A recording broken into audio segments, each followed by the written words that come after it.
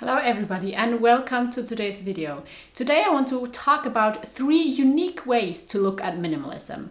Of course, a lot of people look at minimalism as a lifestyle, look at minimalism just for a synonym for decluttering, maybe also as a tool. But today I really want to talk about 3 words or ways I've seen people talking about minimalism. Now, these are not my own creation, but I've heard people talk about these, and so I wanted to share them with you. If you're new here, my name is Leah. I upload videos about sustainability and minimalism, so if you're interested in these topics, consider subscribing to my YouTube channel. And let's get started with the first definition or first way to look at minimalism. Minimalism is a filter. And that filter only allows things to come into your life that are beneficial. And you kind of have to set that filter. So you have to decide in the beginning what the things are that are allowed in your life. You can also imagine it like a filter at your front door. So whenever an item that is new wants to enter, it has to pass the filter. It has to pass the checklist. It has to pass a few criteria that you put in place that allows it or does not allow it to enter your home. It has to be something you actually need or want. It has to be something that is high quality. It has to be something that you've wanted for over a month or whatever your criteria are. It certainly has to be something that has somehow something of a positive impact and is not just trash or something you already know you're not gonna want to have in your home. And also, of course, you can have that filter when it comes to media consumption, for example. You can ask yourself each time you want to click on a video, each time you want to open Instagram or do something on your phone, is this right now, does this activity that I want to do pass my filter of how I want to spend my time? Does it pass my filter of what I want to consume and what I want to occupy my mind with? You can of course apply this to food. Do I let this kind of food into my body? I have to say there, I do not believe in restricting too much when it comes to food. I certainly do eat foods that are not super healthy sometimes, just because they do make me happy sometimes. We have been baking Christmas cookies and things, and I certainly do enjoy them, even though they are not the healthiest.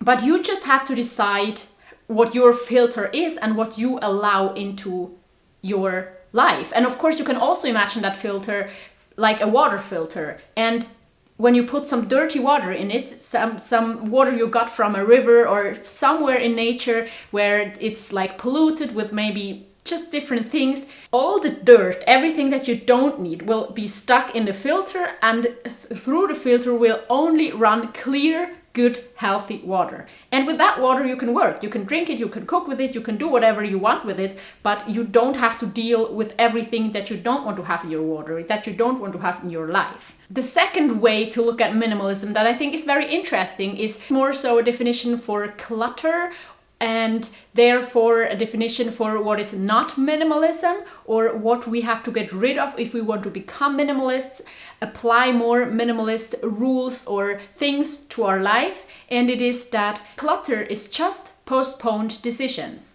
That means that everything that is cluttering our house is a decision that we should have made at a certain point in time but haven't, and therefore it's there. So for example, if there are papers piling up because you got them in the mail and you haven't come back to answering them, it's the postponed decision of either just answering them, getting rid of what you don't need, or put them somewhere where they belong so that you can get back to them when you have time. But them laying around is the picture you get if you do not do anything with these, but just put them there and don't make a decision. Another example would maybe be all the books on your bookshelf. Of course, they don't have to be cluttered. It doesn't have to look very cluttered. Sometimes there are books you have got as a gift and don't know if you want to read them, books you have bought, again, haven't read yet, books you haven't read but haven't decided if you want to keep them or not. But yeah, there it can really be both. It can be postponed decisions because it's so much, but it can also be in order because you know that you want to keep all of these things. For me, that is mostly true for things that are just misplaced, things that lay around somewhere. And most of the time the problem is that I don't know what to do with them because they don't really have a place. And one very important thing when it comes to minimalism is that we give each and everything its place, because that makes it so easy to put things away, to not have a cluttered environment. But if it is cluttered, for me that's usually the case again when I haven't made a decision. When I haven't made a decision if I want to keep it, where to put it, if it has a designated space, or if I have to do something with it but haven't decided to do it now, or haven't decided to put it somewhere to get to it back later. So yeah, that does happen to me, but I try to minimize it as much as possible by, for example, not having a junk drawer, not having places where things can pile up. The third way to look at minimalism is that minimalism is just priorities in action. So this means that if you are clear on your priorities, if you know what is important to you, and if you put them into action, the result is a minimalist lifestyle, because you would not do anything that you don't want to do, or maybe some things you have to do, but you would choose what you want to do, leave the rest. You would choose which things you want to have, declutter the rest. You would manage your time so that you do the things that are important to you or that are important to do, and don't do the rest. So I think that works pretty well by explaining minimalism as priorities in action.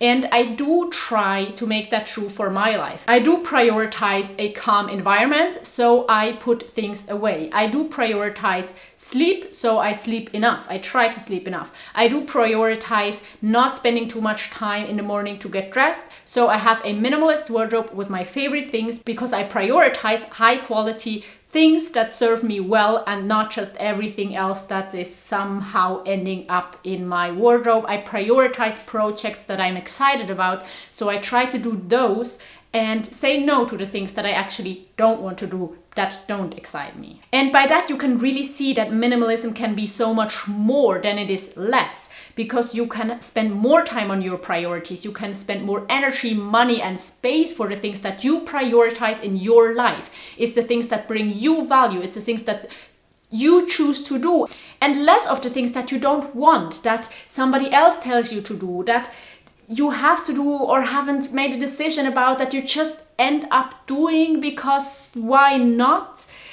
And instead of that, you can really decide and take control over your time and energy, and do the things that are important to you and that bring you joy and add value. So I highly recommend applying minimalism in a sense of having strong priorities and trying to follow through with them, and to focus on the things that you prioritize and declutter the rest.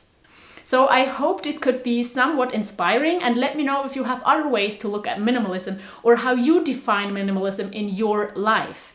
And if you want to see more videos, I'll link you a video and a playlist, and I do hope to see you next time. Bye!